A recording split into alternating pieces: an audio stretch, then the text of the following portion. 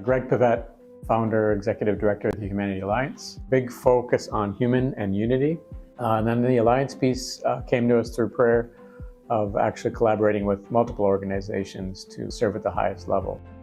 By no accident, we were inspired and led by a group of high school students. These were high school students, about 15 high school students at Venture Academy in Minneapolis. They're building the entrepreneurs of tomorrow. And so as an entrepreneur, I said, well, let's get the group together and see what they want to work on. The easiest way to do that for us was to ask them, what causes you the most pain? So we rolled out a blank piece of paper, very simple, a couple markers and Post-it notes. And within 10 minutes, the students came back and said, Greg, our families are falling apart. We lack the right access to nutrition. We don't know how to get it, we just know we need it. We were led and inspired to be focused on access, and we're using excess capacity to serve at that highest level with that love and dignity that we were taught. On the for-profit side, I'd spent a lot of time and was super excited about what we call disruptive innovation. So those are new ideas, new products that step into spaces that have been around for a long time. And those new ideas and products we call disrupt or change the trajectory or the way a current business is being done. We saw this big gap between access to nutrition and chronic disease.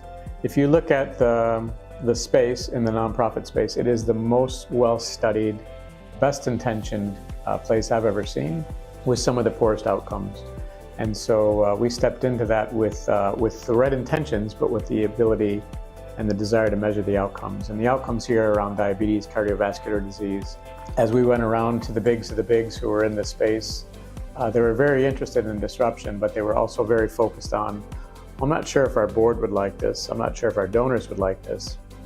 What we seem to have forgotten in this space is that the people that we're serving, maybe the people we're serving would like this. So we sat the students around and we said, all right, we're going to do this, it's happening, we're delivering this Friday. We don't really know how, but we're going to start. And so by no accident, we're leveraging some of the excess capacity, or a lot of the excess capacity that's sitting within the community. A food shelf was throwing away 35,000 pounds, one single food shelf throwing away 35,000 pounds of ingredients every month.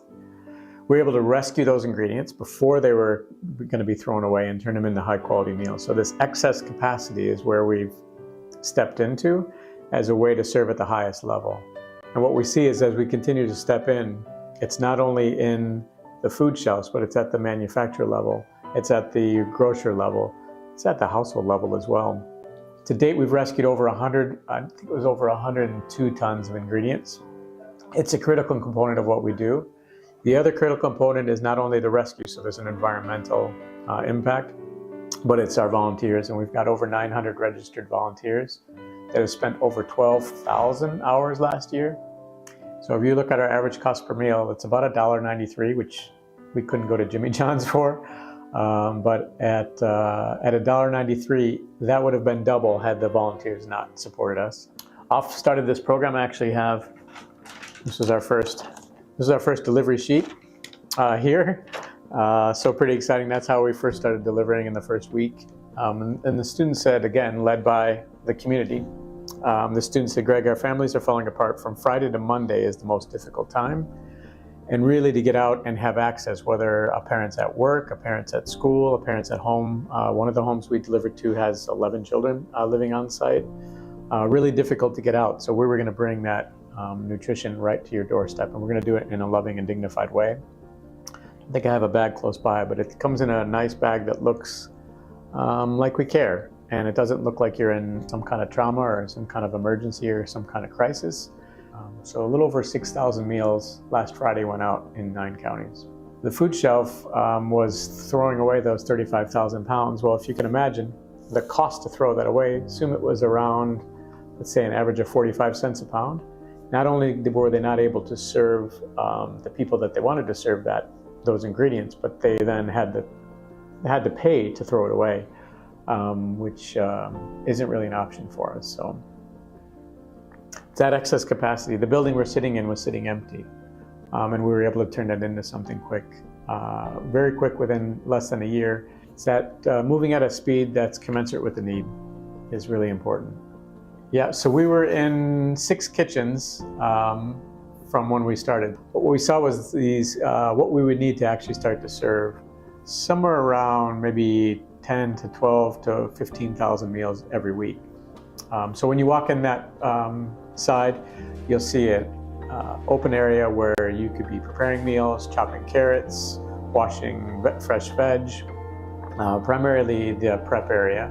And then as you walk through the door, you've got a blast chiller to your right. You've got a 60-gallon soup cauldron. That soup cauldron is not called proof of concept, but that is, chef's doing about 75 gallons of soup right now. That is early stage proof of concept. When we're at 6,000 gallons, Matt, it'll be great to show you what that looks like. It'll look a lot different.